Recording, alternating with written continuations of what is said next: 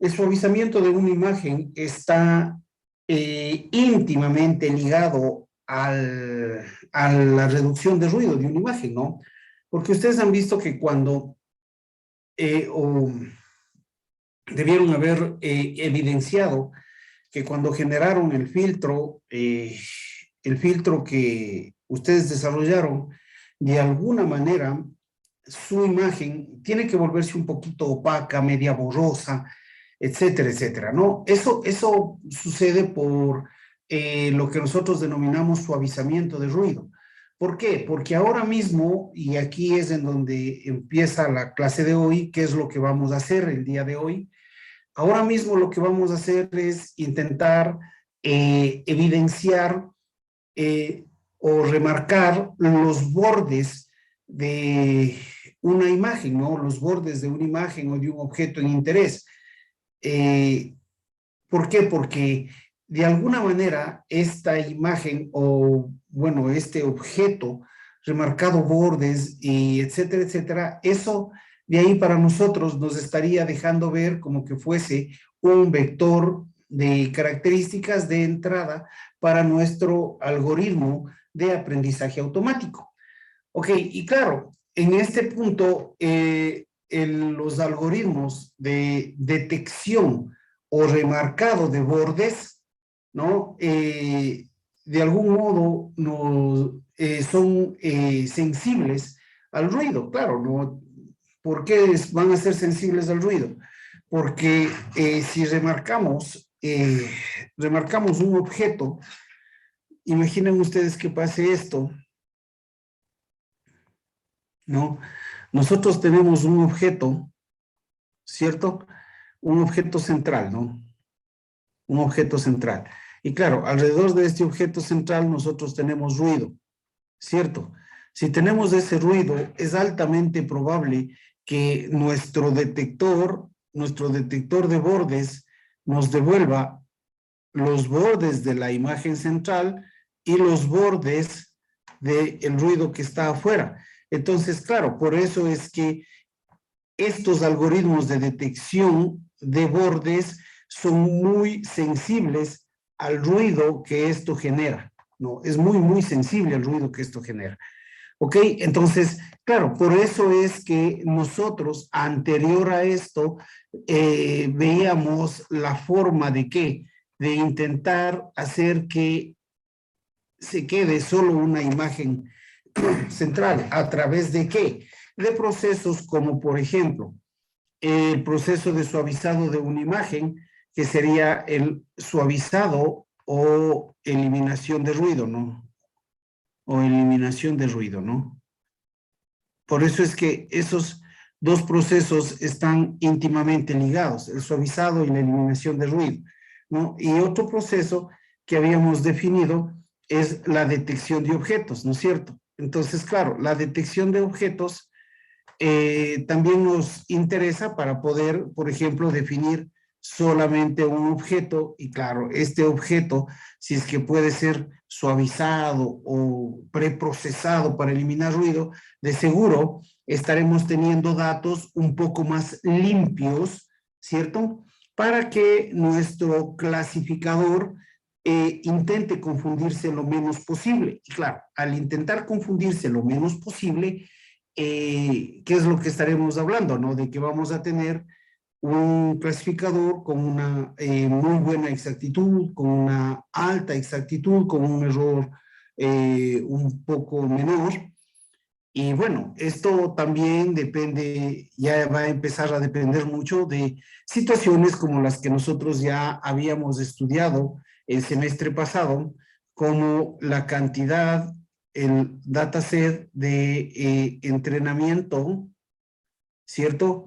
Y el dataset que tengamos de testeo. ¿Ok? Entonces, claro, esto de aquí también es, que digo, muy importante para, de alguna manera, intentar subir el performance de un modelo. ¿Estamos de acuerdo? En este sentido, en este contexto completo que acabamos de conversar, lo que ahora mismo vamos a intentar hacer es remarcar los bordes de una imagen, ¿sí? Y claro, en este punto, por alguna razón biológica, ¿no? Por alguna situación en la que nuestro cerebro, en nuestras neuronas, puedan generar algún proceso químico en en las que estas neuronas se activan por medio de un estímulo, ¿cierto? Y precisamente en este proceso de remarcado de bordes,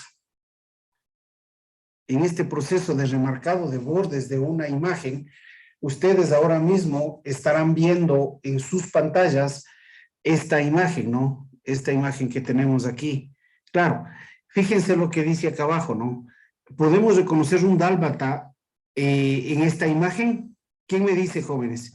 Alguien, alguna persona, alce la mano, la persona que de alguna manera ha podido reconocer un perro dálmata en esa foto que está ahí, o en esa imagen que está ahí.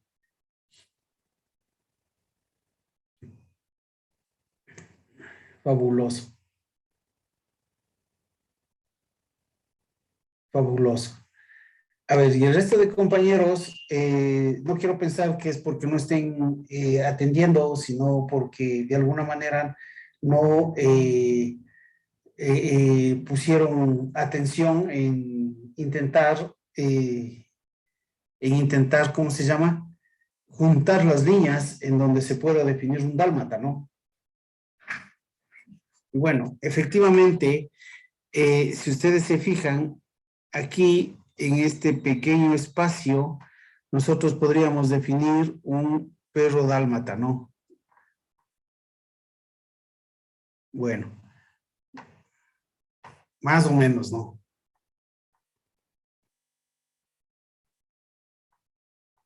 Ok, entonces, claro, por alguna razón neurobiológica que yo les había comentado, neurobiológica, el cerebro humano lo que intenta hacer es completar estos procesos en donde no existen líneas, ¿no?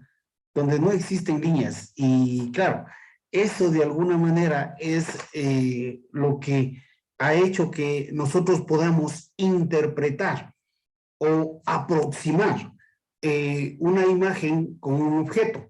Recuerden ustedes, claro, ahora recuerden ustedes que el cerebro es el mayor aproximador que podemos tener, el mejor aproximador de funciones. Y en este contexto, pues, una red neuronal no es nada más allá que un aproximador de funciones, ¿cierto? Entonces, ¿qué es lo que necesitamos intentar hacer? En el contexto de visión por computadora, necesitamos intentar hacer que se delineen, se delimiten esos bordes o fronteras de ciertos objetos de interés. ¿Ok? Señor Pérez, no sé si se le quedó alzada la mano o quiere hacer alguna pregunta. No, Inge, se me quedó alzada la mano. Oh, ok, no hay problema. Entonces, claro, ese es el contexto en el que hoy día vamos a trabajar. Vamos a generar una especie de algoritmos por la situación en la que nosotros necesitamos trabajar en procesamiento de imágenes en el mismo sentido. Tienen que conocer la teoría de cuál es el problema, pero no van a programar ustedes las funciones, ¿no? Porque en este proceso ustedes deberían también generar convoluciones con máscaras que vamos a ir hablando y intentar definir los bordes de una imagen. Sin embargo, de eso lo que vamos a intentar hacer es que ustedes, ¿cómo se llama? Utilicen una función para que puedan utilizar ciertas máscaras y poder definir de alguna manera los bordes de esta imagen. Pero claro, tienen que saber cuál es el origen de una máscara, cuál es el contexto en sí de qué es lo que está sucediendo. Recuerden lo que les había dicho, ¿no? Nosotros estudiamos ingeniería y en este sentido nosotros debemos ser personas que lleguemos al fondo y de ahí partir para ir descubriendo qué es lo que realmente está pasando. No, nosotros no debemos quedarnos en el punto en el que consideremos como verdad algo que solamente por haber sido repetido muchas veces se considera una verdad, ¿no? Entonces, claro, si a ustedes le presentan una caja negra al frente de ustedes que sale ruido o sonido de ahí, eso ustedes asocian con el proceso de un parlante. Sí, pero eso es un parlante. ¿Pero por qué es un parlante? ¿Ok? Denme un segundo, por favor, jovencitos.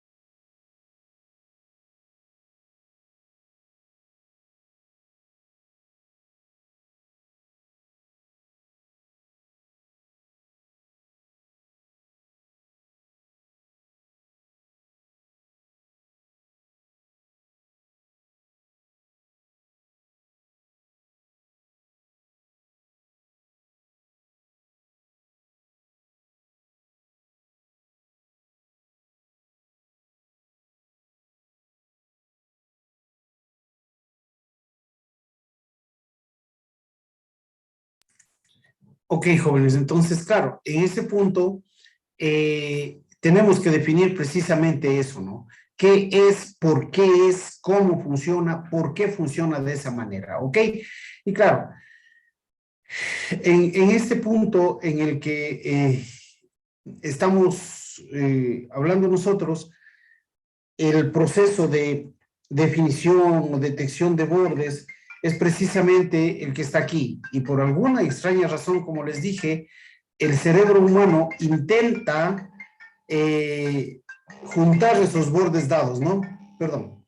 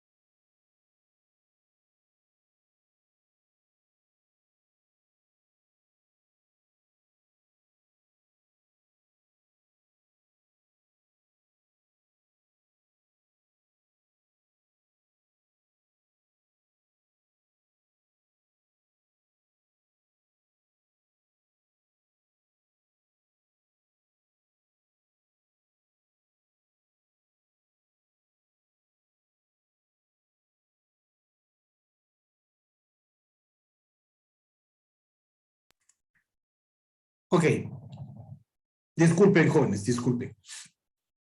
En este sentido, ustedes pueden apreciar, ¿no? En estas imágenes, cómo vuestro cerebro, bueno, nuestro cerebro, porque el mío también hace lo mismo, ¿no? Intenta juntar líneas, ¿sí? Para poder definir, en este caso, el objeto que estaría de alguna manera no oculto, sino implícito en la imagen, ¿no? Entonces, bien, a ese proceso de algún modo nosotros podemos llamar discretización de bordes, ¿no? Discretización de bordes. Y bueno, eh, la discretización de bordes nos lleva a un proceso matemático, ¿no? En donde nosotros podemos definir ese proceso o ese borde, esa discretización del borde por medio de la derivada de una función, ¿ok? Entonces, claro, ¿por qué? Imaginen ustedes que estamos teniendo una imagen en ceros y unos, ¿no es cierto? Esta imagen va a estar constituida de ceros y unos, ¿no? Ok, entonces, claro, de alguna manera esto puede representar en que sea una función, ¿no? Y claro, si yo tengo todos ceros, podría ser que mi función esté representada aquí. Y si es que tengo todos unos, podría ser que mi función esté representada acá, entendiéndose que esto sea 0 y esto sea 1. Y claro, esto de aquí estará manejado en el contexto de imágenes binarias, ¿no es cierto? Ok. Y en ese punto, pues, claro, el momento en que nosotros ya conocemos, ahora sabemos exactamente que si es que nosotros tenemos algo como esto, aquí podríamos identificar como que existe un borde, ¿no? Efectivamente, no es solamente un 1 y un 0. Si es un 1 y un 0, podría más bien representar ruido, ¿no? Es la conjugación de diferentes píxeles de 1, ¿no? Entonces, esto de aquí podría representarnos a nosotros como que fuese efectivamente el borde de algún objeto. Y bueno, eso ya lo hicimos inclusive en la última clase cuando recuerden que habíamos utilizado una función que se llama, bueno, primero tenemos que etiquetar, ¿cierto? Esta imagen y luego utilizamos una función que se denomina isMember, ¿no? Entonces, claro, ahí sabemos o definimos si es que un píxel es miembro de algún objeto que nosotros estamos intentando definir, ¿cierto? Entonces, claro, ya conocemos eso. Ahora bien, si nosotros etiquetamos una etiqueta de estas, ¿ok? Y definimos que en realidad en este punto existe un cambio de frecuencias, ¿cierto? Efectivamente, esto que está aquí ya no sería una función en 0 o una función en 1, sino es que efectivamente nuestra función podría venir de esta manera, ¿cierto? Entonces, claro, en donde está existiendo el cambio entre 0 y 1, nosotros podríamos de alguna manera definir que está existiendo un borde, ¿verdad? Y claro, ¿cómo se define ese borde o cómo definimos nosotros este cambio? De algún modo lo que se intenta hacer es tener la derivada parcial de la función con respecto a la derivada parcial de x y la derivada parcial de la función con respecto a la derivada de y, ¿cierto? Y esto de aquí estaría, o cualquier punto de estos de aquí, nos estarían definiendo por este contexto. ¿Ok? Entonces, claro, aquí tenemos una función en donde podemos definir que no hay un cambio o que no tenemos una función de ceros o una función de uno, sino que efectivamente esto va a ir cambiando, ¿no? Y aquí precisamente se puede definir ese cambio, ¿cierto? Aquí, en este recuadro de aquí, podemos definir ese cambio. Esto podemos hacerlo así inclusive. ¿Ok? En este contexto de la función, nosotros podríamos definir ese cambio. Y claro, ¿cómo nosotros definimos ese cambio para que estas orillas de aquí o esto que correspondería a nuestra función, esto que para nosotros podría ser el cambio de frecuencias de una frecuencia baja a una frecuencia alta, y recuerden lo que corresponde a una frecuencia baja, ¿no? La frecuencia baja corresponde a todos los píxeles homogéneos, ¿de acuerdo? Y una frecuencia alta precisamente es el intercambio brusco entre tonalidades, y eso nos deja de alguna manera en la delimitación del borde de un objeto. Ok, entonces, de alguna manera, por eso es que es necesario suavizar una imagen y, sobre todo, intentar eliminar el ruido bajo todos los medios y aspectos, ¿no? De hecho, nosotros para eliminar el ruido habíamos podido definir eliminación de ruido o suavizamiento de una imagen en el dominio del tiempo y en el dominio de la frecuencia. ¿Cierto? ¿Quién me dice el nombre de un filtro en el dominio del tiempo y quién me dice un filtro en el nombre del dominio de la frecuencia? Ok. ¿Algún compañero, colega, alguien que no esté dormido y quiera aportar con esta contribución a la clase?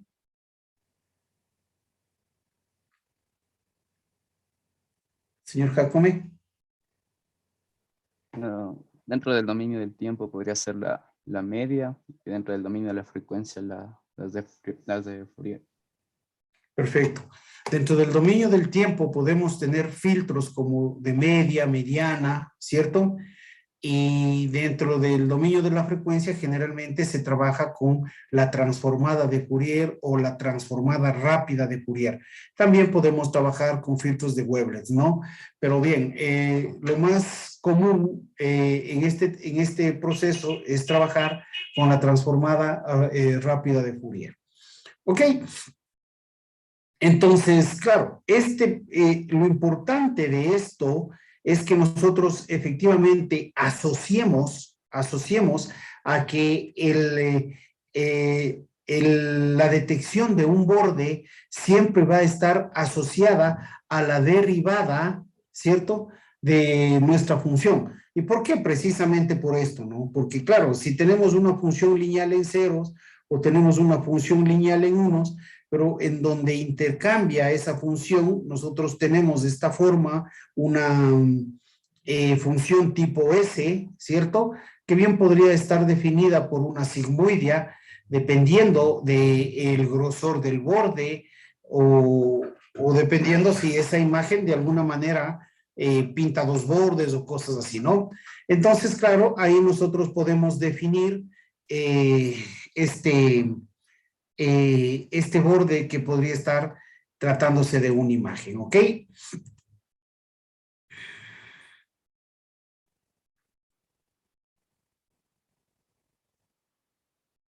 Ok, y aquí precisamente podemos tener la ejemplificación de lo que les acabo de comentar, ¿no? Aquí tendríamos exactamente, es una imagen binarizada, ceros, unos, en donde este borde empiece a cambiar, pues efectivamente nosotros podemos tener una función S, ¿no? Recuerden que la función S, una función sigmoidea, ¿no? Una función sigmoidea, depende del parámetro para que esta función precisamente sea esta.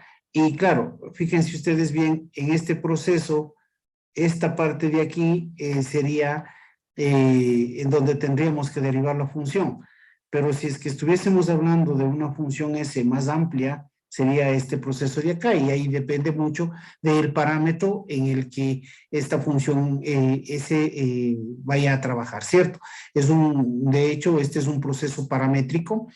¿Por qué es paramétrico? Porque debemos ajustar básicamente el parámetro para poder definir la zona en donde se podría ejecutar la derivada de esta función, ¿ok? Ahora bien, este proceso de la derivada de esta función, nosotros podríamos graficar los píxeles de una imagen, ¿no? Vectorizar esa imagen y graficarla. Pero claro, en ese proceso o en ese punto, esta imagen o este proceso es medianamente desconocido, ¿cierto? Y claro, ¿cómo se aproxima? Escucharán muy bien, ¿cómo se aproxima la derivada la derivada parcial con respecto a X y la derivada parcial con respecto a Y? ¿Cómo se aproxima en el procesamiento de imágenes? Esto se aproxima mediante una resta de píxeles vecinos, ¿ok?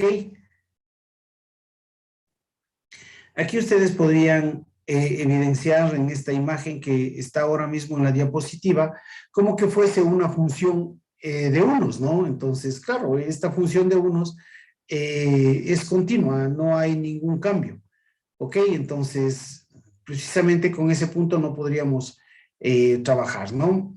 Esta diapositiva nos menciona que efectivamente este proceso es muy sensible al ruido y etcétera, etcétera, ¿no?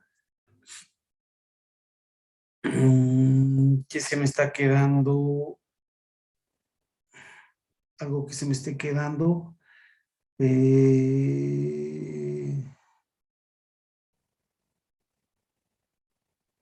No.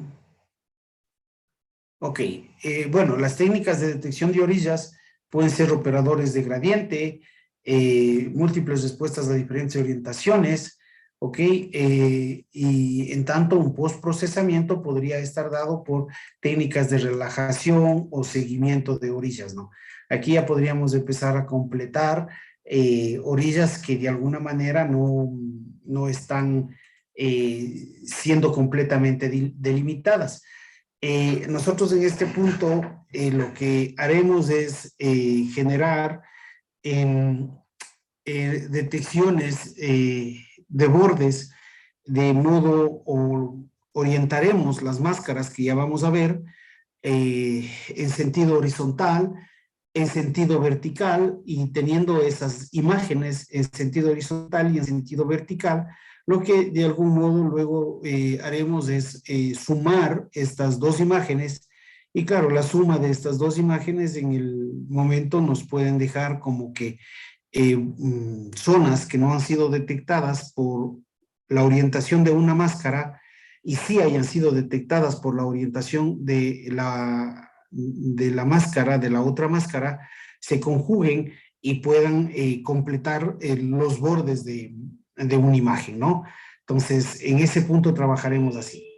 Ok, entonces, claro, aquí dice, ¿no? Los operadores de gradiente. ¿Qué son los operadores de gradiente? Básicamente vienen a ser la derivada de la función, que ya lo acabamos de comentar, ¿no? Entonces, el cálculo, efectivamente, lo que nosotros necesitamos definir es el cálculo del gradiente de esa función, en donde vamos a tener un gradiente, ¿no? Justamente, o donde se evidencia el cambio, justamente en donde nosotros podemos obtener un gradiente. Si nosotros derivamos esta función en ceros o unos, la pendiente de esto va a ser exactamente igual, pero si es que empezamos a tener un proceso de este tipo, ¿cierto? Nuestra pendiente va a cambiar y claro, ese precisamente en donde este gradiente cambie o esa pendiente, nosotros ya empecemos a tener una pendiente, es en donde vamos a tener un borde, ¿no? ¿Y cómo detectamos eso?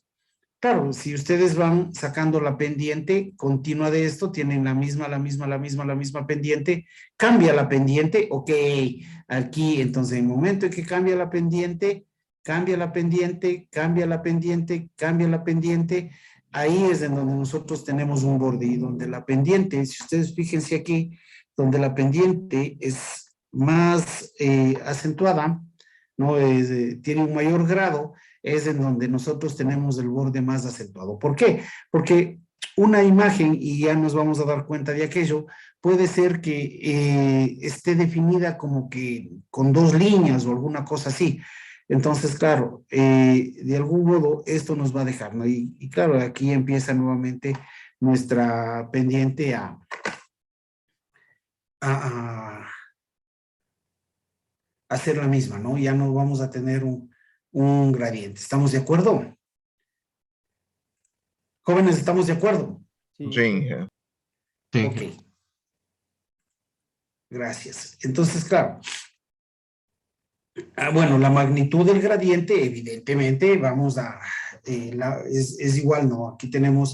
Aquí calculamos el gradiente. Ahora, la magnitud del gradiente, esta magnitud del gradiente va a estar dada por la raíz cuadrada de la derivada parcial con respecto a x al cuadrado más la derivada parcial con respecto a y al cuadrado, ¿no? Y de todo eso la raíz cuadrada, eso es la magnitud del gradiente. Pero bien, a nosotros lo que nos interesa es intentar tener un gradiente o la aproximación de una derivada de nuestra imagen, ¿no? Y como habíamos dicho, nosotros bien podríamos graficar los píxeles, pero claro, sigue siendo una función desconocida y cómo usted deriva algo a partir de una función que no la conocemos, ¿no?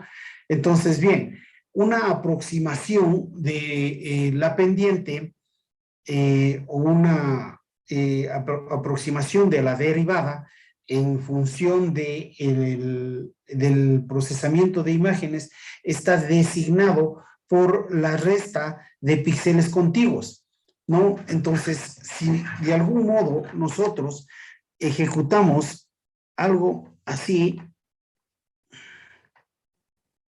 vamos a cambiarnos de color de lápiz, vamos a dejarlo en negro. Si nosotros tenemos el cálculo de un gradiente de esta función IMG, ¿ok? ¿Qué es lo que nosotros deberíamos tener? Vamos a hacerlo esto. La derivada de la función con respecto a X y la derivada parcial con respecto a Y. ¿Estamos de acuerdo? Esto de aquí, en el contexto de una imagen, ¿a qué vendría a ser igual? A la resta de los píxeles. ¿Y cuál sería la resta de los píxeles? La derivada bueno, y aquí ya no sería así. Esto sería así. Esto se aproximaría a decir la derivada parcial con respecto a X sería igual a la resta entre el píxel de la imagen 2,1 menos el píxel de la imagen y 1,1. Entonces, claro, esto de aquí, esta resta de aquí viene o vendría a representar la derivada parcial con respecto a X, ¿no? Y en el mismo sentido podríamos representar la derivada parcial con respecto a y esto vendría a ser la resta de los píxeles contiguos y aquí está al revés, perdón, disculpen esta equivocación. Aquí es 1,2. 1,2 menos 1,1. Esto de aquí sería la resta o la representación, la aproximación de la derivada con respecto a X, y aquí es la derivada con respecto a Y, que sería 2,1 menos el píxel 1,1, ¿no? Entonces, claro, esto de aquí es la derivada parcial con respecto a X, ¿ok?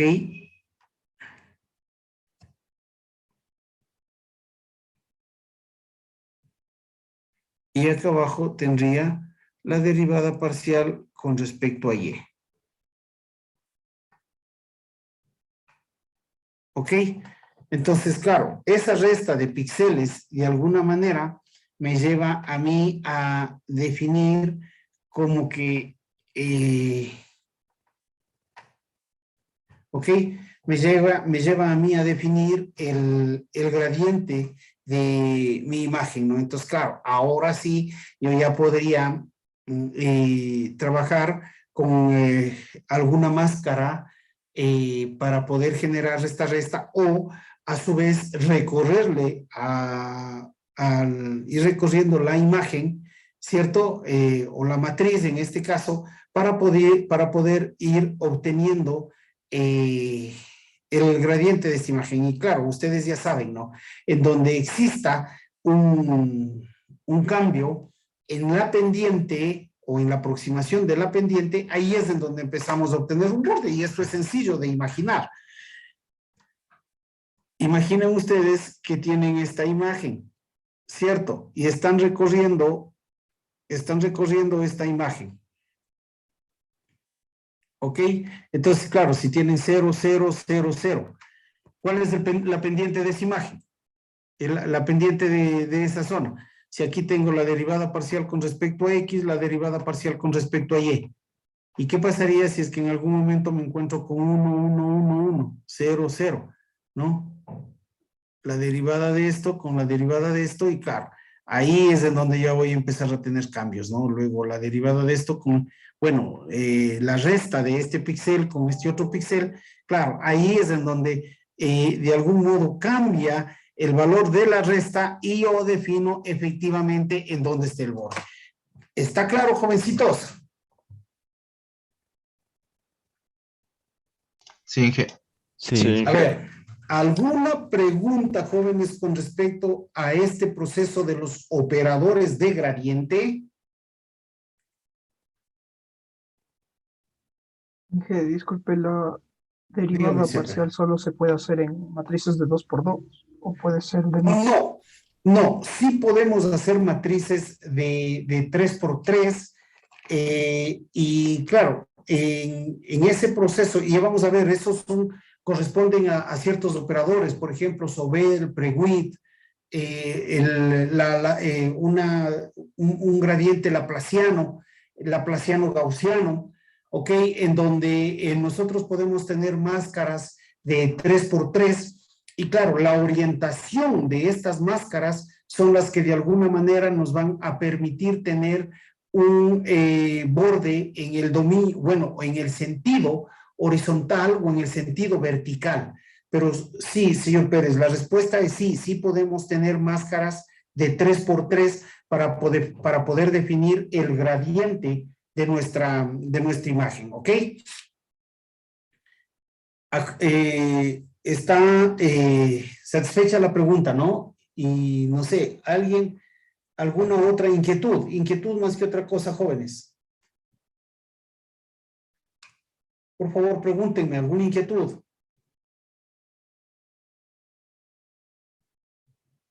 Ok.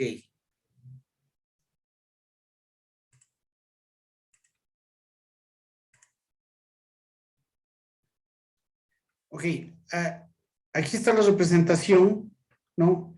Justamente aquí está la equivocación que yo tuve hace un momento, ¿no? Es 1, 2, 1, 1, 2, 1, 1, 1, ¿no? Ok. Bueno, en este contexto de máscaras de 2×2, también se puede restar píxeles cruzados, ¿no? El 1 con 1, 1 con 1, 2, vamos a hacerlo más bien. Píxeles cruzados también en el contexto de máscaras de 2×2. Esto en píxeles cruzados, ¿ok? En píxeles cruzados se permite trabajar con el gradiente en máscaras de 2×2. En máscaras ya de 3×3, este proceso ya no compaginaría, ¿no? Entonces, claro, esto corresponde a la derivada parcial de X y esto correspondería a la derivada parcial de Y, ¿no? La resta de estos píxeles, ¿de acuerdo? Entonces, si restamos esos píxeles, de algún modo tendríamos las derivadas parciales. ¿Ok? Ok. Solo en contextos de máscaras de 2×2, usted puede trabajar con píxeles, con la resta o la diferencia de píxeles cruzados para definir las derivadas parciales con respecto a X y con respecto a Y, ¿no? Ok, y aquí tenemos los operadores de gradiente máscaras de 3, señor Pérez, ¿ok? Aquí precisamente está la respuesta en la que, o a la inquietud que en su momento el señor Pérez nos planteó. Entonces, claro, aquí también nosotros necesitamos definir cuál es el gradiente de nuestra imagen, ¿no? Entonces, en el mismo sentido, el gradiente aquí no va a cambiar, es la derivada con respecto a X y la derivada con respecto a Y. Es la derivada parcial, ¿no? Por eso es que la D es curvita, ¿no? No es por manía, ¿no? Si fuese, ¿cómo se llama? La derivada total sería una D completa, ¿no? Pero como es derivada parcial, tenemos que ponerle una D curvita, ¿ok? Entonces, claro, aquí la derivada de esto no cambia, ¿no? El tema es que solo nosotros nos estamos ampliando a un rango de 3×3, ¿cierto? Ok, ahora bien, ¿cómo defino yo la derivada con respecto a X y cuál sería mi derivada con respecto a Y? Entonces, claro, aquí, ¿cuál sería la resta de los píxeles, no? Entonces, en este punto, lo que es necesario hacer o conveniente hacer es obtener la derivada parcial con respecto a X. Esto sería igual a la resta de mis píxeles de la tercera fila con respecto a los píxeles de la primera fila. ¿Ok? Déjenme para llevar el mismo esquema que habíamos estado trabajando. Vamos a ponerlo esto con rojo. Entonces aquí diríamos que la derivada parcial con respecto a X va a ser igual a la resta de la primera fila con respecto a la resta de la tercera fila con respecto a la resta de la primera fila. Entonces, aquí sería la diferencia entre I3, 1, 3, 2, 3, 3, menos I1, I2, I3, ¿no? Déjenme ver, eso tiene que estar aquí, efectivamente.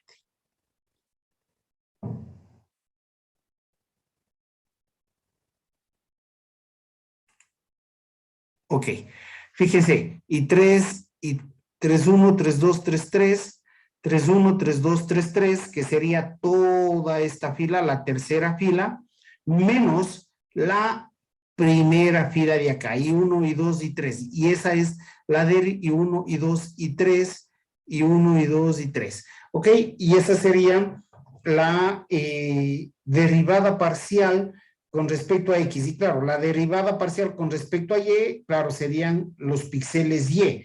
Esto sería I3, I3, I3, I3, I1, I1, I1, ¿ok? O bueno, J3, J3, J3, J1, J1, J1, ¿ok? Entonces, esto quiere decir que es la fila J con la columna 1, la fila J con la columna 3 de nuestra máscara, ¿ok? Y esta máscara efectivamente va a hacer que tengamos el gradiente con respecto a nuestro Y, ¿ok? La derivada o la pendiente con respecto a Y. El gradiente sería la derivada parcial con respecto a X, la derivada parcial con respecto a Y. Esto sería mi gradiente. Sin embargo, la resta, ¿no? La resta de los píxeles, lo que estaríamos calculando son las derivadas parciales, ¿sí? O la pendiente. ¿Estamos de acuerdo? Y claro, esto de aquí, o esta máscara, es la que nos deja en el contexto de poder definir el borde de una imagen, ¿no? Entonces, bien, aquí nosotros empezamos a ver operadores. Aquí tenemos las máscaras que son plausibles utilizar en el contexto de poder definir el borde de una imagen. En este caso, lo que nosotros hacemos es trabajar con máscaras como, por ejemplo, el operador de Roberts o Prewitt. Roberts es un operador que trabaja en el contexto de dos máscaras, ¿no? O más bien una máscara de 2 por 2 píxeles, que serían 4 píxeles en total, es lo que habíamos nosotros ya acabado de definir. Y esto de aquí estaríamos hablando de el operador de Roberts, ¿ok? Y acá podríamos ver un operador denominado Prewitt. Ahora, claro, ustedes se preguntan, ¿no? ¿Por qué tengo 1, 0, 0, menos 1? Y luego tengo 0, 1, menos 1, 0. Si ustedes se fijan, esta máscara está rotada. Esta máscara está rotada. Si es que rota usted 90 grados o 180 grados, este de aquí podría ponerse acá, pero este menos 1 está acá. Entonces, esta máscara está rotada, ¿cuántos grados?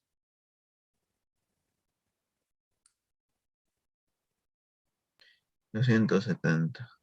Ok, esta máscara puede ir, puede estar rotada de esta manera, ¿no? Se rotan estos y en función del rotamiento, nosotros podemos tener varios, varios tipos de bordes, ¿no? Hay ocasiones en las que los bordes de las esquinas no son detectados, ¿no? Supongamos que ustedes tengan una imagen suavizada de esta manera. Y claro, esto de aquí puede ser detectado todo por completo, pero en algún momento, cuando ustedes tengan algún borde como estos, una esquina pronunciada, es probable que algún tipo de, es probable, ¿no? No se puede asegurar nada, ¿no? Todo estaría en función de cómo está la imagen, de cómo están dispuestos los píxeles. En tal virtud, nosotros siempre, y por eso es que todos estos procesos, de algún modo, son procesos estocásticos, no determinísticos, ¿cierto? En el que, de alguna manera, esta imagen de aquí podría estar reconocida así, ¿no? ¿Ok? Y claro, aquí es en donde entraría el proceso de completación de una imagen, ¿no? Entonces, es probable que este borde se haya generado con esta máscara y claro, luego se genere algo así. ¿Ok? Entonces, esta otra imagen se generó con esta otra máscara, con la misma máscara de Roberts, pero con la otra orientación. Esa es la palabra correcta. No es con otra máscara, es la misma máscara de Roberts, sino que con otra orientación. Entonces, claro, al sumar estas dos imágenes, claro, nosotros podríamos ir completando esto, no importa que esto de aquí, esta zona de aquí, quede remarcada, esta zona de aquí quedaría remarcada, pero esta zona que nos falta se completaría. ¿Ok? Entonces, claro, al trabajar con una misma máscara, con una orientación y con la misma máscara con otra orientación, es altamente probable que nos pueda dar estos efectos y claro, al darnos estos efectos nosotros podríamos quedar con una imagen completa que ingresada a un algoritmo de aprendizaje automático podría darnos un mejor performance. ¿Estamos de acuerdo? Entonces, bien, esta es la máscara de Roberts, señores, 1, 0, 0, menos 1, y girada esa máscara de Roberts, debemos tener una máscara que nos diga 0, 1, menos 1, 0. ¿Ok? Ahora, claro, ¿qué hacen estas máscaras? Estas máscaras no son mágicas, ¿no? Estas máscaras vienen a generar un proceso de convolución, ¿ok? Eso quiere decir que si nosotros tenemos una imagen, ¿no? Ya saben ustedes cuál es nuestra imagen siempre, una matriz.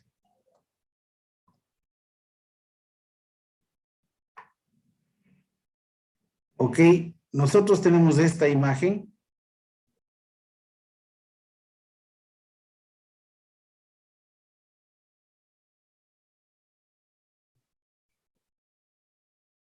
Perfecto. Listo, vamos a analizar este píxel de aquí, y claro, cada uno de estos píxeles, ¿por qué van a ser, o bueno, tendríamos que tener estos píxeles de aquí en convolución, este es el símbolo de convolución, con esta máscara de aquí, ¿no? Entonces, claro, este píxel con esta máscara de aquí, este píxel convoluciona con esta máscara de acá, este píxel convoluciona con esta máscara de acá. Y claro, toda esta convolución, ¿qué es lo que está pasando? Me está dejando ver, o me está dejando a mí una imagen en la que, imaginen ustedes, todos los píxeles van a quedar, inclusive, imágenes no solamente en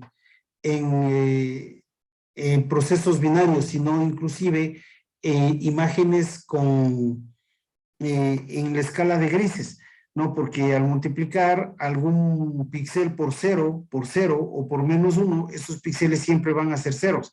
En tal virtud, una imagen, inclusive en escala de gris, nos puede quedar una imagen binarizada entre ceros y unos y solamente resaltados los bordes, precisamente por el proceso de convolución que podríamos estar llevando aquí, ¿no? En ese sentido, pues podemos hacer un ejercicio, saquen esto como que tuviesen píxeles entre, yo qué sé, 100,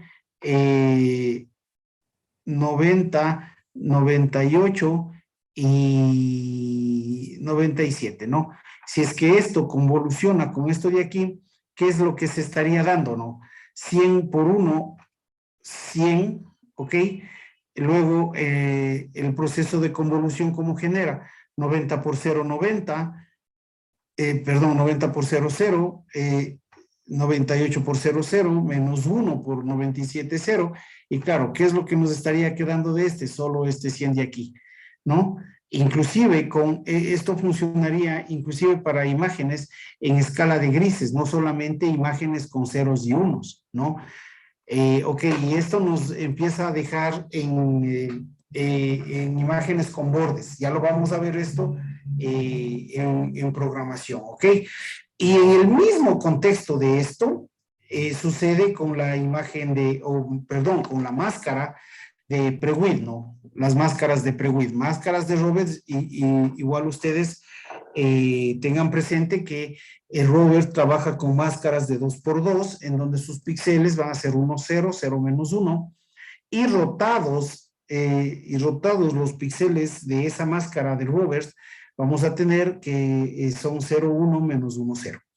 ¿Ok? Ahora bien, Prewitt es un operador que trabaja con máscaras de 3x3. ¿Ok? Con máscaras de 3x3. La máscara que Prewitt propone es que se trabaje con -1, -1, -1, 0, 0, 0, 1, 1, 1.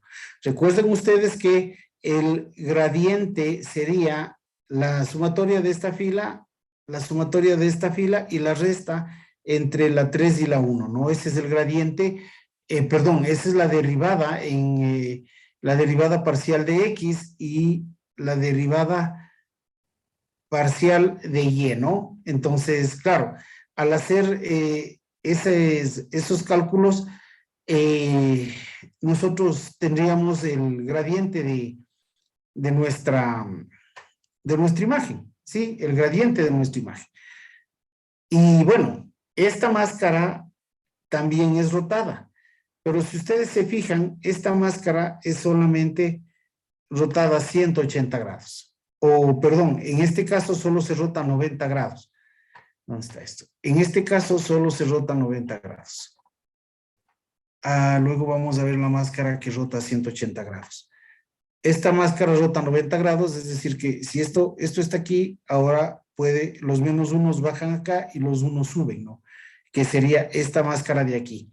Entonces, están rotadas en el dominio horizontal y vertical. Esto de aquí también está dado o la rotación de estas máscaras también están dadas en el contexto de definir algún tipo de borde, algún tipo de esquina que esté bastante pronunciada y que inicialmente con una orientación de la máscara no haya sido detectada.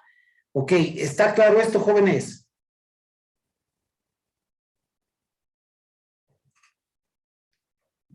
Ya vamos a utilizar estas máscaras en un proceso de programación. Esto es extremadamente sencillo, utilizar. No, utilizar es extremadamente sencillo. Entender no es tan sencillo, pero sí es que ustedes necesitan conocer. Y claro, si fuese un curso de procesamiento de imágenes, esto tendrían que hacerlo, ¿no? Ahora mismo, como el curso es de inteligencia artificial, ustedes deben conocer cómo esto funciona para que de alguna manera, si el performance de nuestro clasificador no es tan alto, sepamos cómo nosotros o a dónde nosotros poder atacar para poder intentar definir un tuneado de nuestro modelo para poder alcanzar un mejor performance de nuestros modelos o clasificadores, ¿ok? Bien, estos van a ser los resultados de definir nuestra imagen, ¿no? Con estos operadores. Por ejemplo, fíjense ustedes que tendríamos una imagen de este tipo y aplicados estos operadores podríamos tener esto, ¿no? Entonces, claro, ¿qué es lo que de algún modo nosotros le vamos a dar a nuestro clasificador? Es este tipo de cosas de aquí, ¿no? Más o menos así. Entonces, claro, esto de aquí es lo que de algún modo nuestro clasificador tiene que empezar a intentar definir, ¿ok? Bien. Aquí tenemos otro operador que se denomina Sobel, ¿no? Roberts, Prewitt, Sobel. Sobel también es un operador que trabaja con un filtro de 3x3, ¿no? Este filtro en ocasiones puede detectar mejor las orillas. ¿Y por qué digo en ocasiones, no? Porque al ser un proceso estocástico, y claro, una imagen puede ser cualquier cosa, ¿cierto? Nada es determinístico, nada. Entonces, todo puede estar sujeto a el tipo de imagen, a la calidad de la imagen. Y claro, recuerden ustedes al inicio de este parcial, cuando empezábamos a hablar de la formación de la imagen, claro, cuáles nomás son las circunstancias que podrían influir en la formación de una imagen, ¿no? ¿Cuáles son las circunstancias que podrían influir en la formación de esa imagen? El ruido, la cámara, la lente, etcétera, etcétera, etcétera, ¿sí? Entonces, esta es una máscara que de alguna manera nosotros podríamos definirla, ¿no? Por la multiplicación, efectivamente, de dos vectores, ¿ok? Como -1, 0, 1, y la multiplicación por el vector 1, 2, 1. ¿Ok? Entonces, si nosotros queremos tener una máscara, por ejemplo, si es que hacen una multiplicación de este tipo, de estos dos vectores, ¿qué es lo que ustedes podrían tener? Para hacer una multiplicación de dos vectores, ¿qué es lo que deberían tener, jóvenes? O cómo, y para que les dé resultado una matriz de 3x3, ¿cómo deberían multiplicar esto?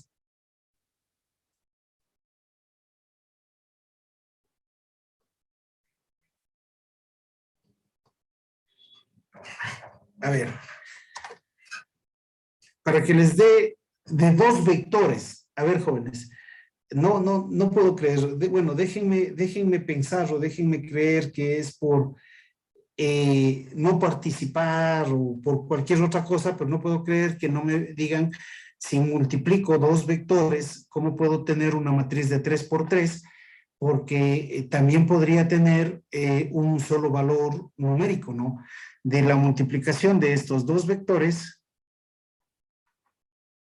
¿no? Sería producto cruz.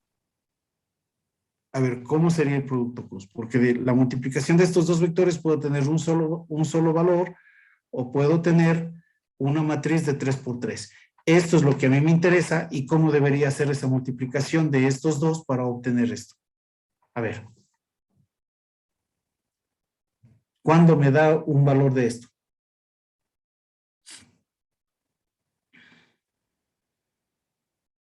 Exactamente, no. Transponer una de las matrices. ¿Y cuál matriz es la que debería transponer? Por ejemplo, si transpongo, verán, si transpongo esta matriz, ¿qué es lo que podría yo tener? Esto quiere decir que aquí tendría una matriz fila de 1 por 3, ¿no es cierto? Y si transpongo esta, ¿qué me quedaría? 3 filas por una columna, ¿cierto? Entonces, si es que esto está igual, es correcto que se pueda hacer esta multiplicación, pero ¿qué valor me daría? 1 por 1, es decir, que me daría esto de aquí, y ese no es mi interés, ¿cierto? Entonces, ¿qué tengo que hacer? Transponer esta de aquí, entonces ahí sí tendría 3 por 1, ¿no es cierto? Y multiplicada por 1 por 3. Entonces, claro, estos dos son iguales, es viable hacerle, ¿y qué voy a tener? Una matriz de 3 por 3. ¿Ok? Entonces, claro, la operación de estos transpuesta esta matriz de aquí, ¿cierto? Es lo que a mí me permite, de alguna manera, tener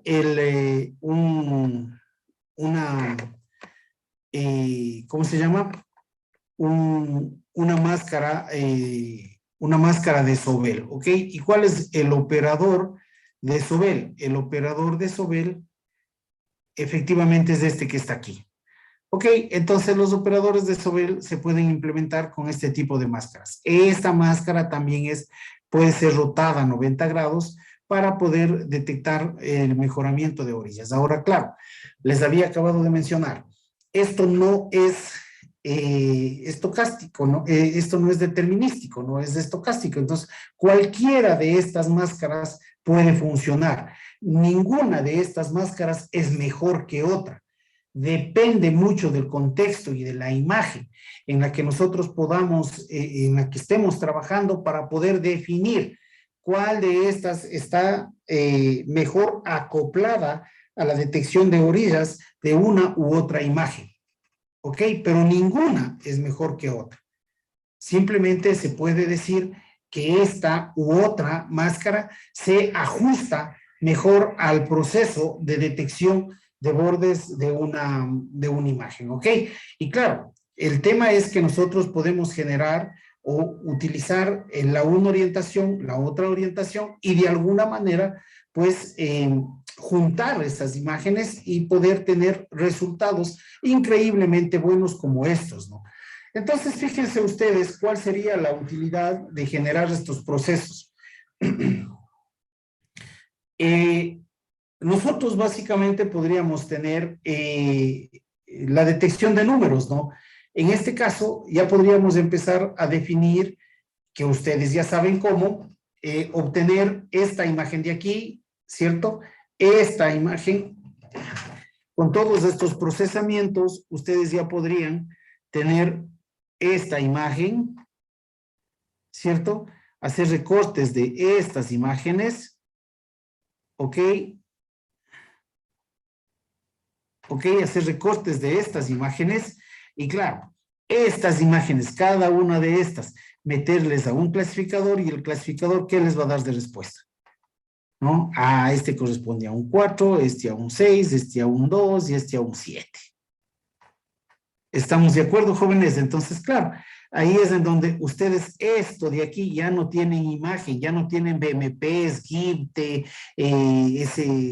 SGB, no tienen nada, sino ya tienen una cadena de caracteres. Entonces, en el mismo contexto pueden ir, yo qué sé, generando 4627, ¿no? Reconocimiento de placas. Como ya tienen un string, esta placa puede ser metida a algún sistema y poder definir nombre, dirección, cédula, tal y tal, propietarios y todo eso de ahí, ¿no? Entonces, claro, este es un proceso que podría ser generado para el contexto de detección de vehículos,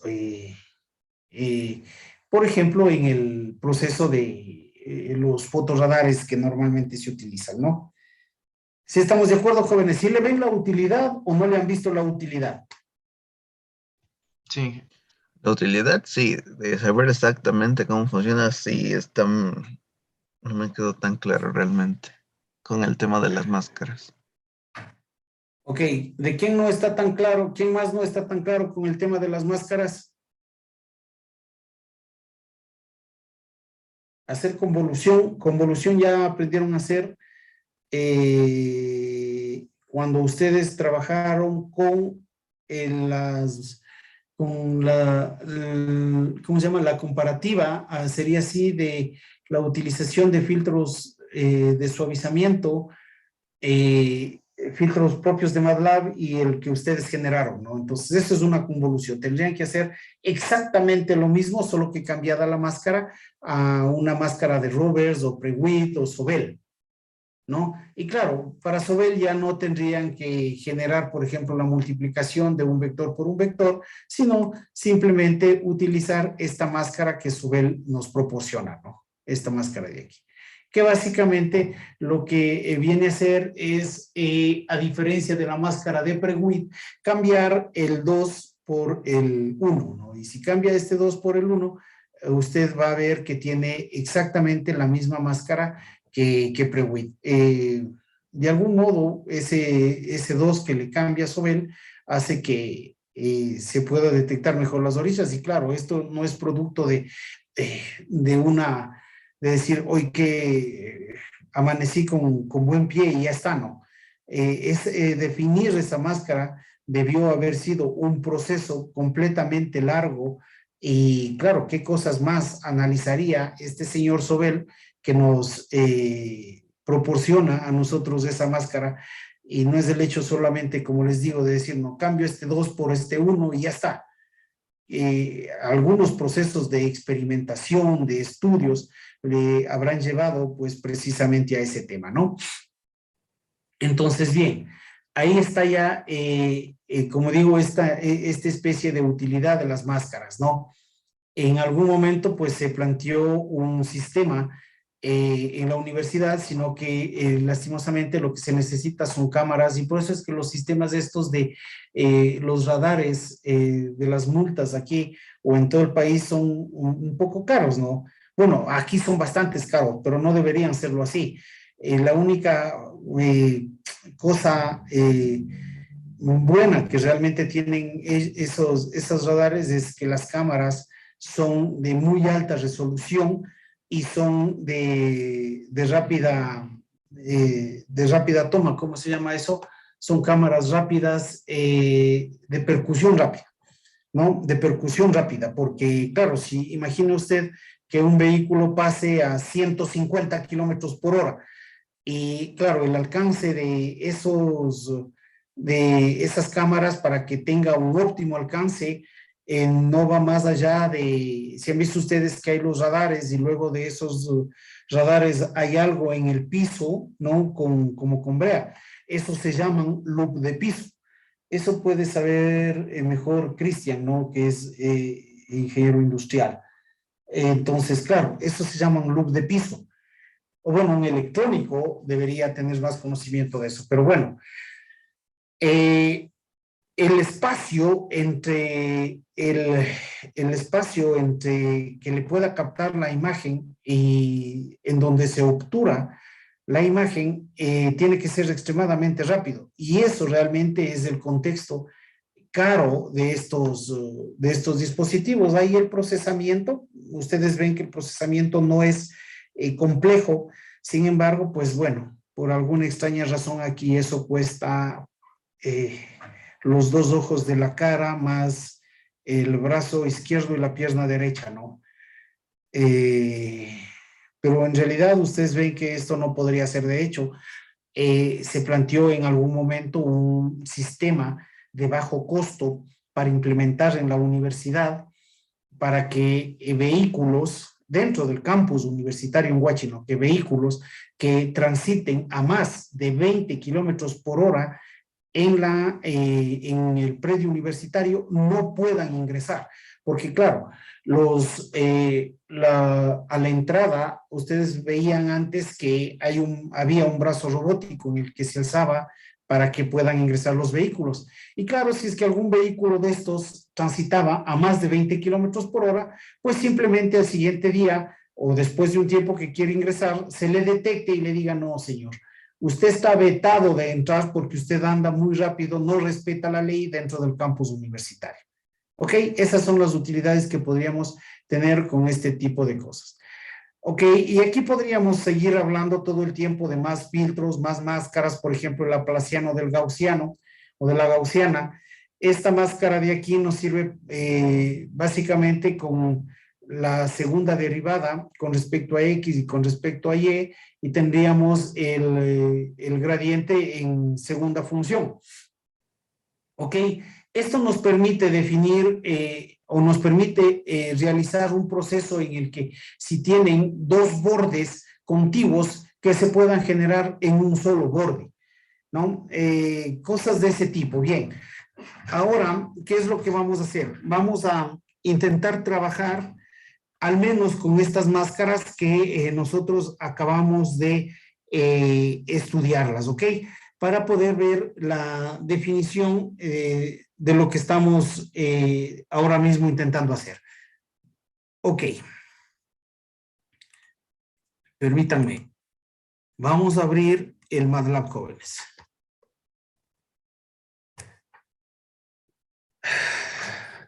Abran su MATLAB, por favor.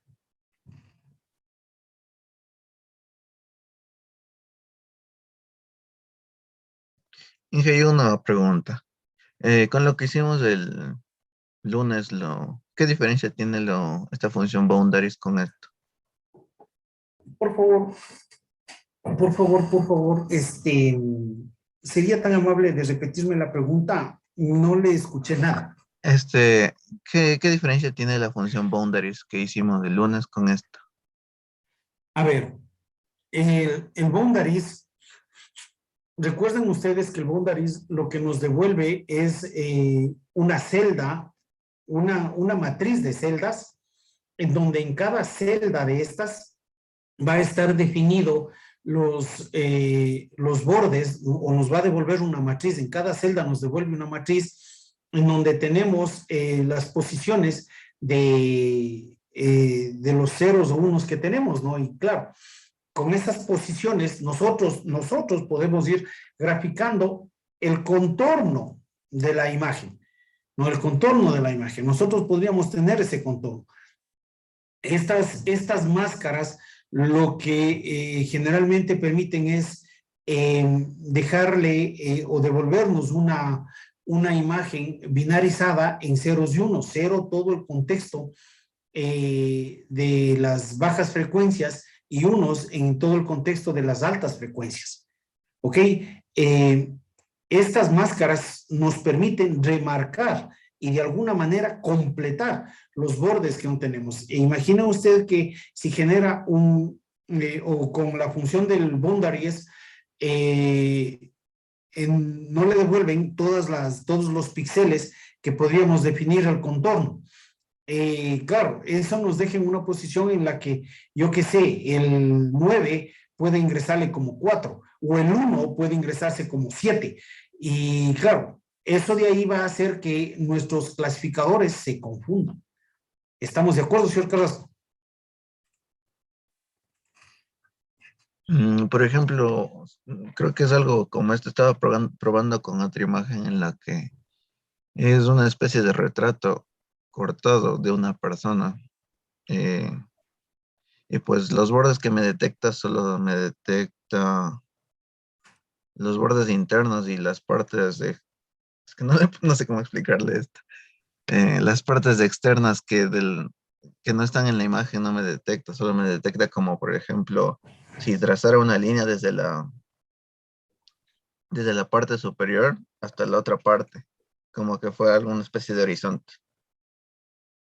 Y ahí como que se confunde y ya no detecta todo lo que está abajo. Bueno, en ese contexto, por ejemplo, en el tema de un reconocimiento de rostros, por ejemplo, si es que no detectan bien ojos, nariz, boca, etcétera, etcétera, etcétera, lo que se puede hacer es trabajar con imágenes en escala de grises sin generar este proceso. Y claro, al no generar este proceso, lo que conviene es tener muchas más imágenes que de alguna manera pues le puedan llevar a un mejoramiento de la a un mejoramiento del performance del modelo, ¿no? Y claro, más allá de eso, lo que corresponde hacer es, déjeme ver, no estoy compartiendo la pantalla, no. Más allá de eso, lo que correspondería hacer es que trabajemos con modelos de clasificación muchísimo más complejos. Por ejemplo, empezar a trabajar ya con redes neuronales, con más capas ocultas, más neuronas, otras funciones de activación u otras funciones para ajustar los pesos. Y claro, todo eso hace que el costo del procesamiento sea más alto y sobre todo el ajuste de modelos sea más complejo. Créanme que no es trivial y de hecho por eso no es que nadie inventa una red neuronal cada día, ¿no? Pasan probablemente años o lustros para que alguien pueda tener alguna idea, décadas, ¿no? En mejoramientos de redes neuronales, porque los contextos no son triviales, ¿no? Entonces, eso es lo que en principio podría estar sucediendo, señor Carrasco. Podría, si quiere hacer reconocimiento de rostros, podría trabajar con imágenes en escala de grises. Vamos a intentar en el contexto de lo que queda ya de este parcial, trabajar en los dos ambientes, ¿no? En el uno con imágenes procesadas de este tipo y el otro con imágenes probablemente crudas, solamente eh, hechos un resize, por ejemplo, y bajadas a escala de grises en el que nosotros podríamos trabajar. ¿Ok? Sin embargo, ahora mismo vamos a intentar trabajar con este proceso de las máscaras para poder definir los bordes de nuestras imágenes. ¿Ok? Bien. Vamos a ver. Empezamos. Ya están viendo mi imagen, ¿no? Mi pantalla. Sí. Sí, jefe. Ok.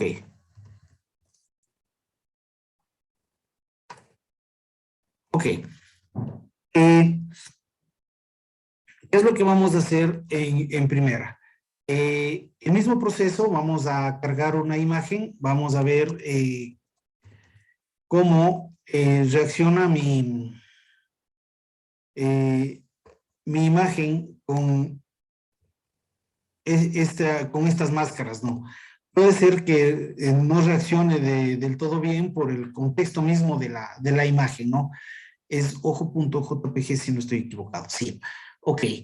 ¿Qué vamos a hacer a esta imagen? Le vamos a decir que me devuelva la misma imagen RGB to gray en escala de gris, ¿ok?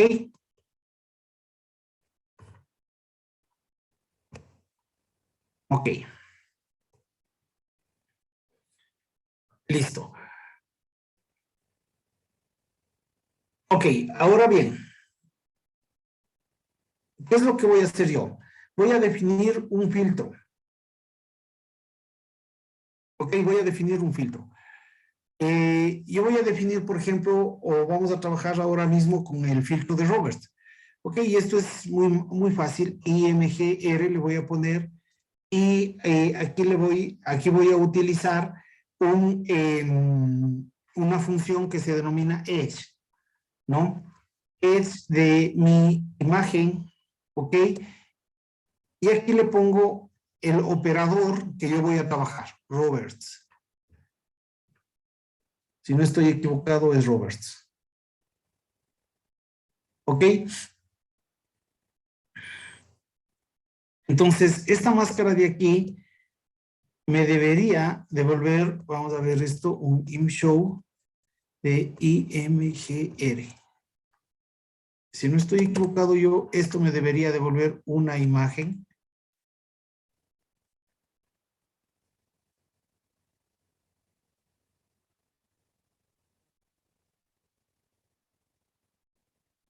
Ajá. Claro, fíjense cómo, claro, todo esto me detectó estos bordes, pero de bordes de toda esta imagen con ruido que de alguna manera yo tenía. ¿Sí? Fíjense, toda esta imagen con el ruido que yo tenía, ¿no? Entonces, claro, por eso es el contexto en el que se necesita trabajar primero en el preprocesamiento de una imagen y suavizar la imagen, capaz de que de algún modo todos estos puntos que para mí, bueno, pueden ser ruido, pero si es que lógicamente le damos a una persona que sabe de este trabajo, puede ser planetas o yo qué sé. Entonces, claro, hay que suavizar la imagen para evitar esto de aquí. Todos estos bordes externos o estos puntos externos pueden ser considerados como ruido, ¿no? Vamos a ver, claro, esta imagen tendría que ser de algún modo suavizado y claro, obtenido ese pedazo de imagen, meterle ese pedazo de imagen acá y obtener el borde sería fabuloso, ¿ok? A pesar de eso, podríamos nosotros tener algo como vertical.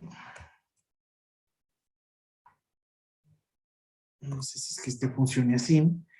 Horizontal y vertical. Ahora esto de aquí. Fíjense cómo de algún modo empieza a tener un poco más de remarcado, pero vamos a cambiar de imagen para poder definir ustedes a lo mejor. Aquí tengo un paisaje, no sé de qué se trata.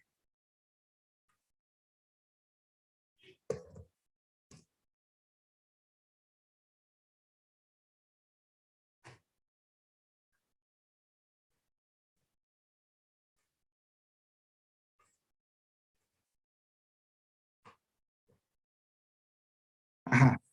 Fíjense cómo de alguna manera este empieza a marcar bordes, ¿no? A marcar bordes de la imagen. ¿Ok? Si ustedes, evidentemente, ¿no? Evidentemente, ustedes de esta imagen no pueden pues decirle, ok, defíneme aquí dónde está una persona. Para eso, ustedes deberían generar un preprocesamiento en el que de algún modo puedan definir este, ¿cómo se llama? El objeto, este objeto que está aquí, el objeto hombre, y a ese objeto recortarlo de la imagen y extraerlo para poder mandarla a recortar y ese objeto meter a un clasificador. No todo depende de lo que nosotros queramos hacer. Sin embargo, fíjense cómo nosotros ya podríamos empezar a reconocer aquí bordes. ¿Ok?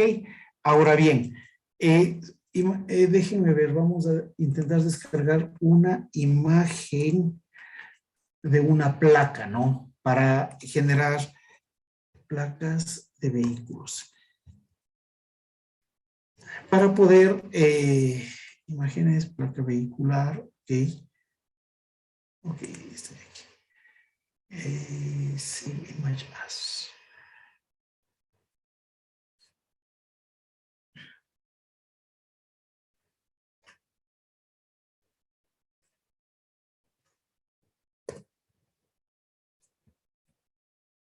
Ok. Placa. Vamos a ver cómo reacciona esto con una placa. Ok, si ven que es extremadamente sencillo, fíjense, efectivamente este no sirvió para nada, ¿no? Bueno, no es que para nada. Aquí, ¿qué podemos hacer? Veamos cómo reacciona el IMG-RB.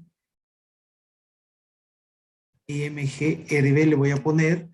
Y luego de esto vamos a generar un IMG-RH, que sería un horizontal. Un horizontal de rovers, ¿no? Entonces, bien.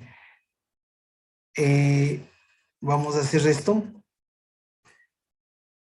Un subplot solamente de una fila por 2 columnas y que me ponga en la 1 esto de aquí Y en la parte 2, que me ponga el IMGRB y el IMGRH, ¿ok? ¿Qué es lo que estoy intentando hacer? Voy a obtener las dos imágenes, a ver cómo está intentando definir más bordes, ¿ok? Fíjense aquí lo que les había dicho. Por ejemplo, a ver, el 7 tiene exactamente lo mismo, no ha hecho ninguna otra mejora. La S, ok.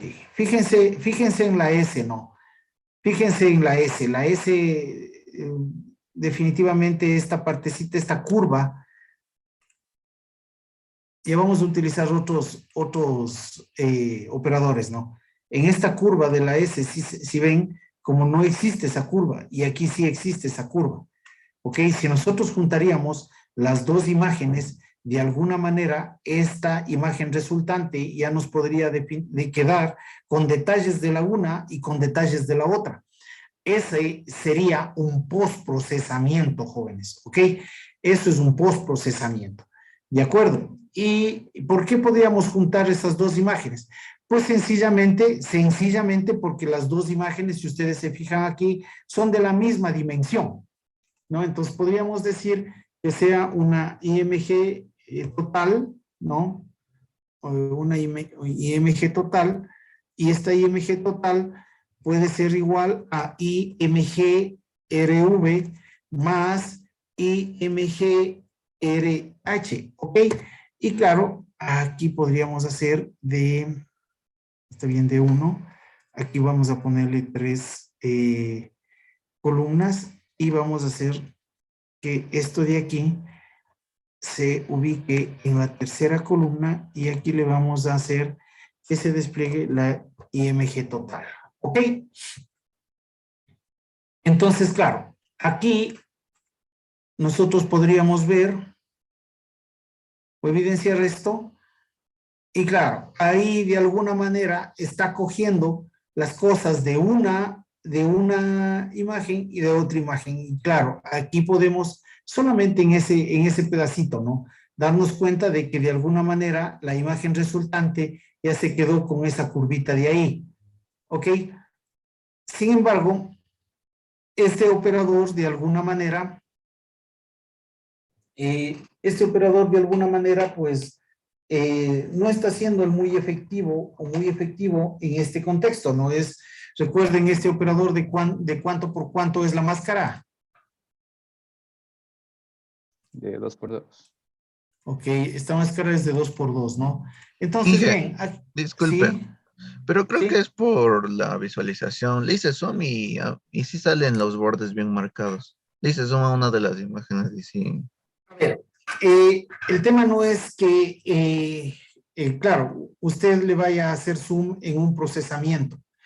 En un procesamiento ustedes tienen, bueno, ya van ustedes como trabajo van a quedarse ya a hacer eso, ¿no?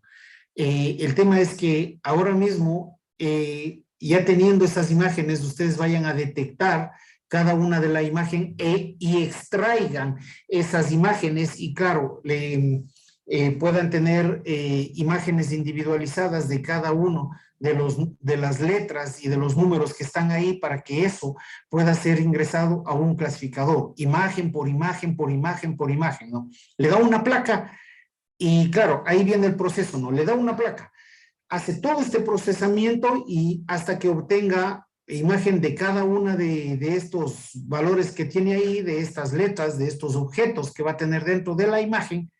Y claro, eso de ahí, cada uno de estas imágenes metidas a un clasificador le devuelve un valor, ustedes ensamblan y tienen una placa con la que ya podrían buscar en una base de datos lo que ustedes quieran hacer. ¿Estamos de acuerdo? Entonces no es el hecho, claro, de hacerle zoom y poder ver, sino es el hecho de que se visualice realmente en el tema de una imagen. Imaginen ustedes que tienen una imagen, imaginen solo esto, tienen una imagen de 180 por 180. 180 por 180, ¿cuánto es? Son 32.400 píxeles. de una sola imagen. Si ustedes le hacen un zoom, y claro, es haciéndole un zoom, imagina usted que le queda una imagen de 1200 por 800, ya, por así decirlo. Tiene 960,000 píxeles. Y esto de aquí hace que, recuerdan ustedes, el semestre anterior les había dicho aproximadamente cuántos datos de entrenamiento podrían tener en función de la cantidad de características que podrían tener. Si tienen 32,400 características de entrada y definen una red neuronal con unas 40 neuronas, ¿no? Y en este caso serían 22 letras o 28 letras útiles, 26 letras útiles, perdón, y 9 números. Imagínense cuántas clases tiene, ¿no? Y todo este montón de números por datos, ¿sabe cuántas imágenes debería tener para poder tener un modelo de aprendizaje automático que se aleje de caer en un overfitting? ¿No? Con una imagen de 180 por 180. Imagínese que tenga un zoom de 1200 por 800, 960,000 por, no sé, por 70 neuronas, por 36 salidas, y eso por 10. Haga cuenta las imágenes que debería tener para que pueda usted definir eso. ¿Sí estamos de acuerdo? ¿Por qué es necesario trabajar en preprocesamientos? Jóvenes. Sí, que sí está claro. Señor Carrasco, ¿está claro eso? Sí, aunque tal vez, entonces, por ejemplo, yo le mostré una figura nueva, la última imagen total y sale todo bien. Eso es exactamente lo que mencionó. Se aumentan los píxeles y todo. Bueno, Por ejemplo, ahí en vez de subplot le puede poner figure para que se muestre la imagen total en una nueva ventana. Y eso le maximizo y estaba yo teniendo esto. Ok, el tema básico de esto es que ustedes lo que necesitan hacer es obtener una imagen con los diferentes, ¿cómo les digo? Con las diferentes orientaciones de la máscara para que puedan obtener la mayor cantidad de características posibles, ¿no? Entonces, claro, no es el hecho de utilizar o mostrar lo que ustedes quieran obtener, sino es lo que se tiene de una imagen para poderle brindar a un clasificador. Es una máquina la que está intentando obtener. Una máquina no tiene conciencia ni pensamiento, ¿no? Es lo que nosotros le estemos intentando ofrecer a esta máquina para que ésta de alguna manera pueda entender lo que está teniendo o lo que está procesando, ¿ok?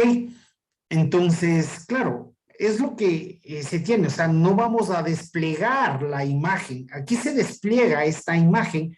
¿Por qué? Porque de algún modo lo que se necesita es que académicamente ustedes vean qué es lo que está pasando, ¿no? Ahí lo que en un momento dado podríamos darle a nuestro clasificador es este IMG total. No lo que yo logre desplegar, decirle, ahora sí, clasificador, mira lo que yo te di y hazlo. No, es lo que se le da. Y lo que se le entrega a un clasificador no es nada más allá que una matriz.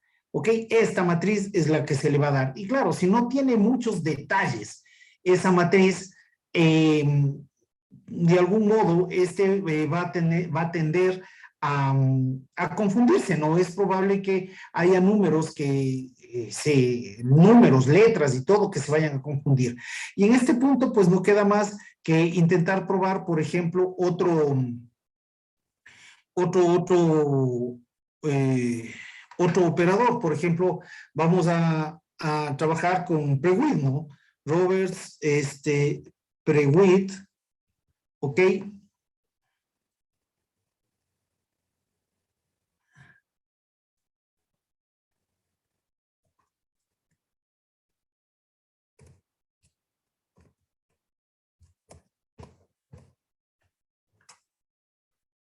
Vamos a ver cómo resulta con este operador.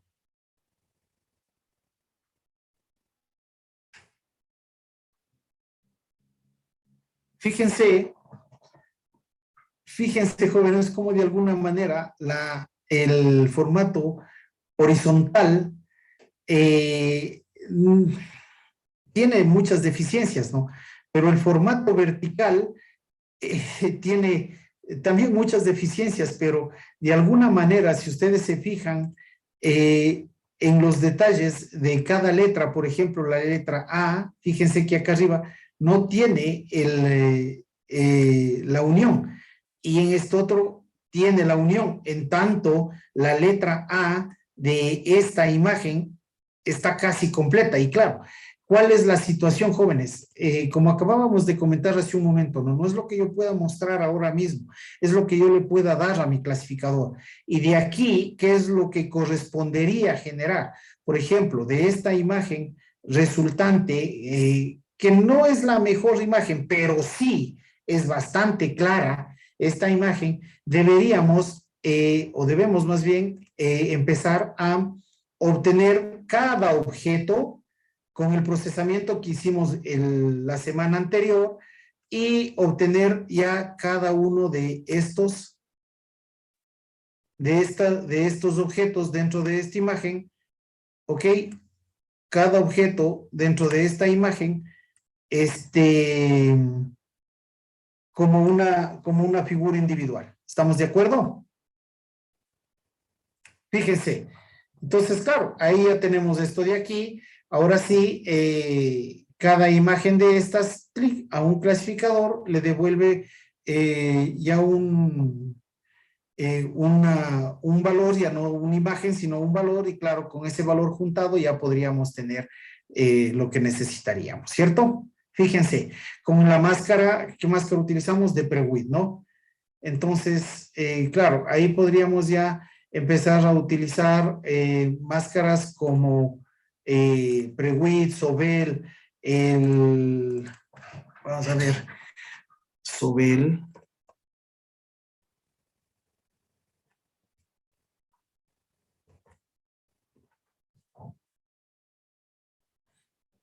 Y hay un poco más de máscaras que podríamos ir probando.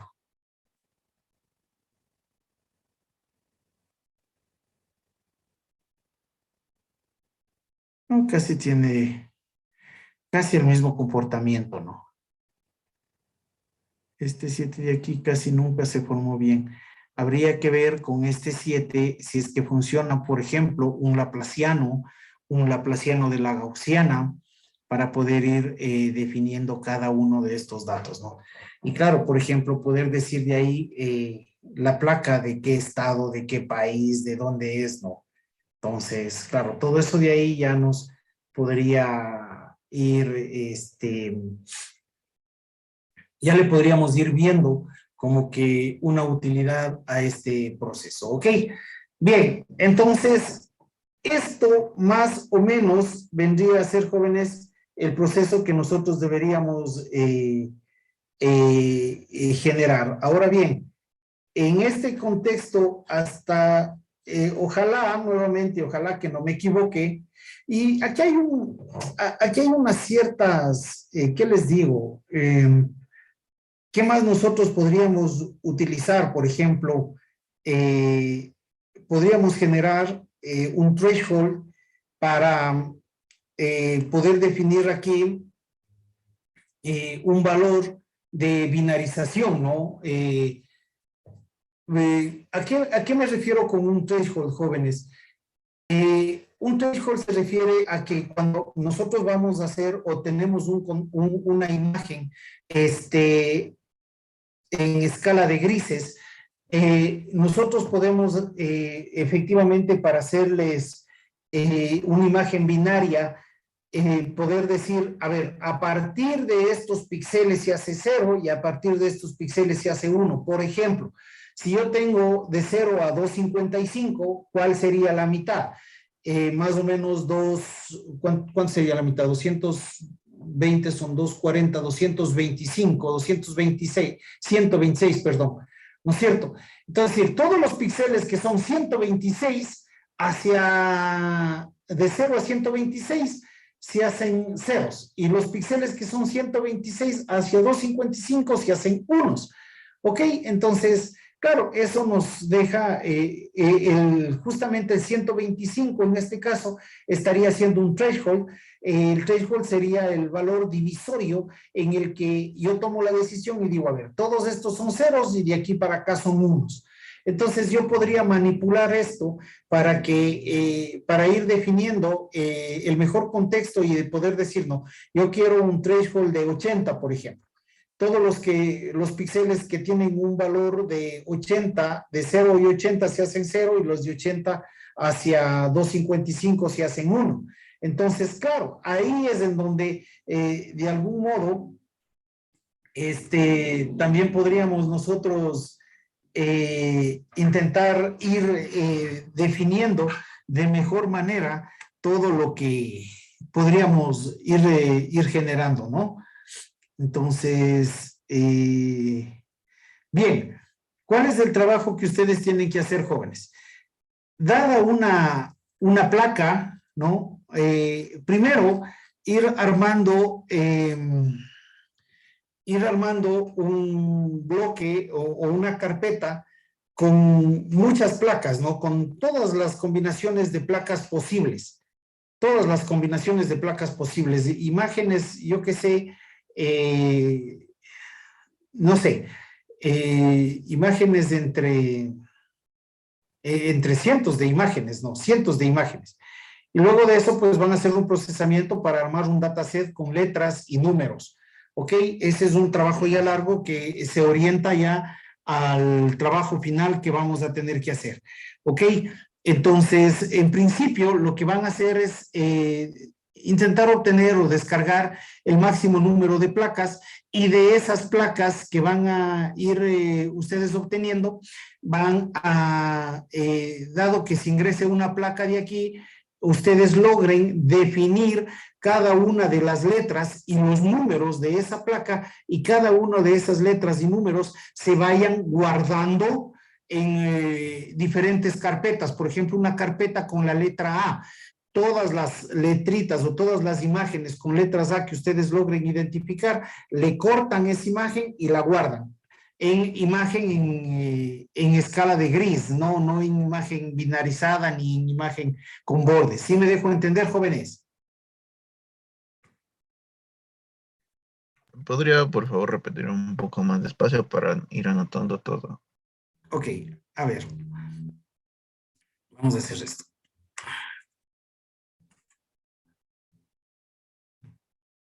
A ver, en principio, ¿qué es lo que van a hacer ustedes? Van a tener el máximo número de imágenes, ¿no? Y claro, estas imágenes de aquí, o esta imagen resultante final, ¿qué es lo que van a tener que hacer? Encerrar en un cuadro cada una de las letras que lograron obtener. ¿Ok? Cada una de las letras que lograron obtener. ¿Ok? Y no solo encerrarlas en un cuadro, sino que ya poder obtener de cada una de estas una imagen individual. ¿Ok? Especialmente de estas, ¿no? Esto de aquí y estas letras que dice Ecuador aquí, no es necesario que ahora mismo lo haga, porque claro, puede haber un contexto en el que yo quiera definir estando en otro país, por ejemplo, en México o en Estados Unidos, de qué estado es la placa, ¿no? En donde va a estar dado, yo qué sé, diferente estado. Aquí todos somos Ecuador y no hay, solamente la provincia se identifica por la primera letra, pero no más, ¿no? Entonces, inicialmente estas letras de acá arriba no quiero que estén enmarcadas, atentos, ¿no? No quiero que estén enmarcadas, solamente quiero que estén enmarcadas las letras grandes de acá abajo, los números, que sean lo más claros posibles, ¿ok? Tienen que probar todos los filtros posibles. Puede ser que después tengan una mezcla de filtros, Roberts Prewitt con Sobel o Roberts con Sobel, lo que sea, con la finalidad de que tengan el mejor filtro posible, la mejor imagen posible en resultante. Una vez que enmarcan todo eso, cada imagen o cada letra y número de estos tiene que estar guardado como una imagen. ¿Estamos de acuerdo? Pero no guardado como una imagen, perdón. Todavía no vamos a hacer ese proceso. El lunes les explico cómo van a hacer ese proceso. Este cuadrado que ustedes obtengan de este resultante marcado aquí, esto como una imagen, también en la imagen original, remárquenlo y extraigan ese pedazo de imagen desde su imagen original, ¿ok? Ya les explicaré para qué les va a servir eso. ¿Estamos de acuerdo?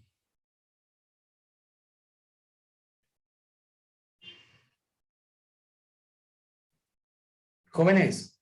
Sí, Sí está claro, jóvenes. A ver, ¿no quieren hablar? Alcen la mano los que sí entendieron. Bueno, los que se quedaron en clases hasta esta hora también.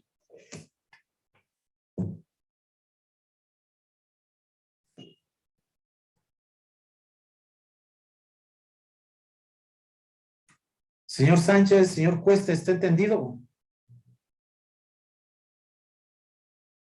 Señor Cuesta.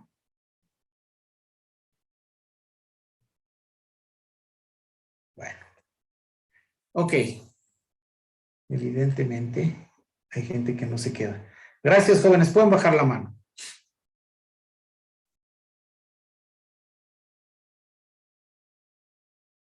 Listo, jóvenes. ¿Alguna pregunta antes de cerrar el curso? Señores, disculpe, ¿cuántas imágenes tal vez sería un estimado para poder realizar este trabajo? Hijo mío, sí tienen que ser bastantes. ¿Cuánto es bastantes? Yo estimaré que en principio puedan tener al menos unas 100 placas.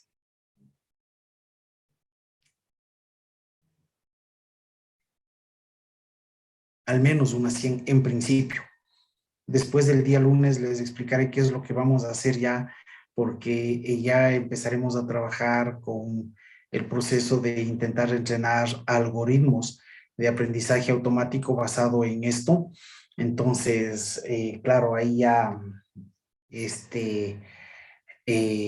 empezaremos a tener otra idea de lo que necesitamos. Pero yo creo que al menos en principio unas 100, si no son más. ¿Estamos de acuerdo? Ingeniero, muchas gracias. No, ¿de qué? A ustedes más bien. Listo, jóvenes, si es que no tenemos ninguna pregunta adicional, si no tenemos ninguna inquietud, pues vamos cerrando el curso de hoy, jóvenes. Les agradezco por la presencia, les agradezco por la atención igual. Ojalá que esto pase rápido y nos podamos ver ya el día lunes. Y bueno, nada más. Muchas gracias, jóvenes. Cuídense. Tengan Inge, un disculpe, buen ¿podría fin de subir las semana. diapositivas, por favor? Sí. No he subido ninguna diapositiva todavía. Por favor, en estos días, mañana yo creo que en la mañana, en el transcurso de la mañana, les pueda subir las diapositivas. No les ofrezco el día de hoy porque tengo clase, la verdad, hasta las 8 de la noche y claro, es un día bastante cansado y largo. En todo caso, lo que sí les ofrezco mañana, en transcurso de la mañana, subiré. De hecho, señora Oncunchi, le pediré de favor que me mande un correíto haciendo mi acuerdo. ¿Ok? Listo, Inge, gracias. A usted muchas gracias. Listo, jóvenes. Entonces, pues nada más, muchas gracias. Tengan un buen día. Cuídense mucho. Hasta luego. hasta luego, Inge. Gracias. Mm. Hasta luego, ingeniero. Hasta luego, ingeniero. Hasta luego. Hasta luego, ingeniero.